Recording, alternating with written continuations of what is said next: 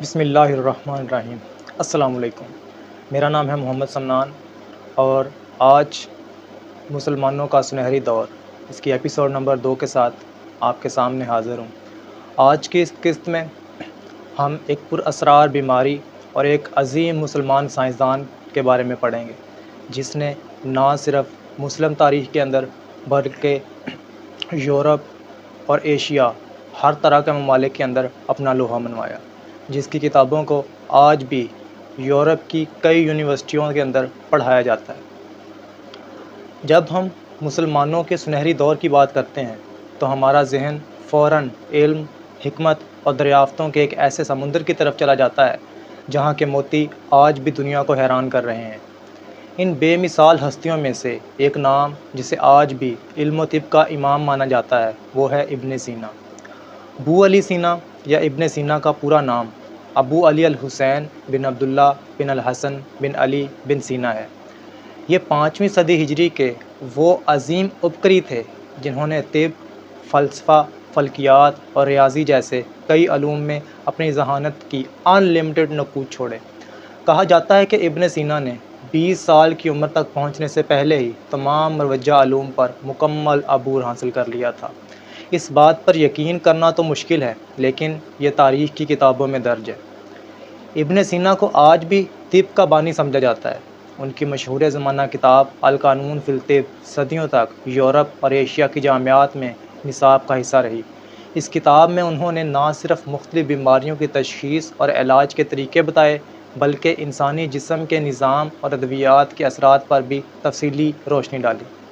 ابن سینا کی طبی مہارت کے بے شمار قصے تاریخ کا حصہ ہیں۔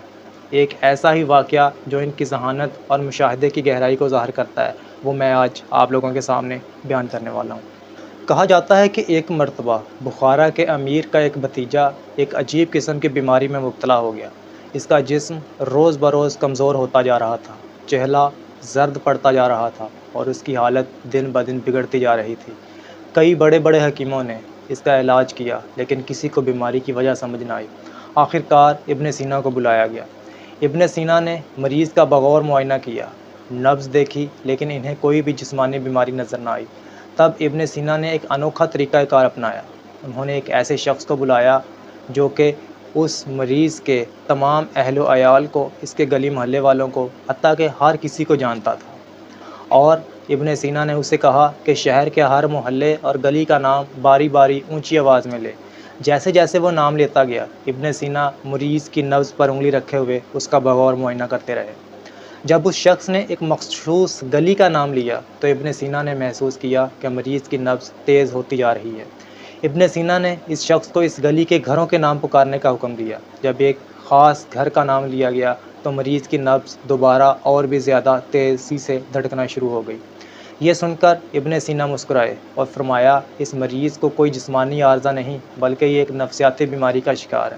یہ لڑکا اس گلی کی فلاں گھر کی کسی خاص لڑکی سے عشق میں مبتلا ہے اور اسی غم میں گھل رہا ہے۔ امیر یہ سن کر حیران رہ گیا، لیکن جب تحقیق کی گئی تو ابن سینا کا یہ اندازہ بالکل درست ثابت ہوا۔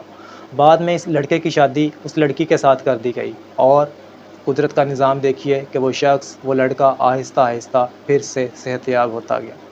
ابن سینا صرف ایک طبیب نہیں تھے بلکہ انہوں نے کائنات کے اسرار کو سمجھنے کی بھی ہر ممکن کوشش کی۔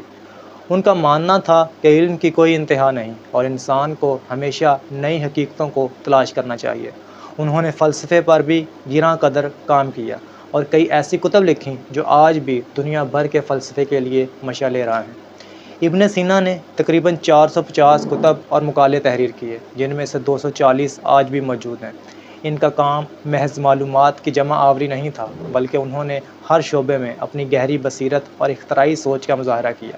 ان کی یہ صلاحیت ہمیں یاد دلاتی ہے کہ علم کی کوئی حد نہیں اور جب بھی انسان خلوص نیت اور محنت سے کسی شعبے میں قدم رکھتا ہے تو وہ نئی راہیں کھول دیتا ہے۔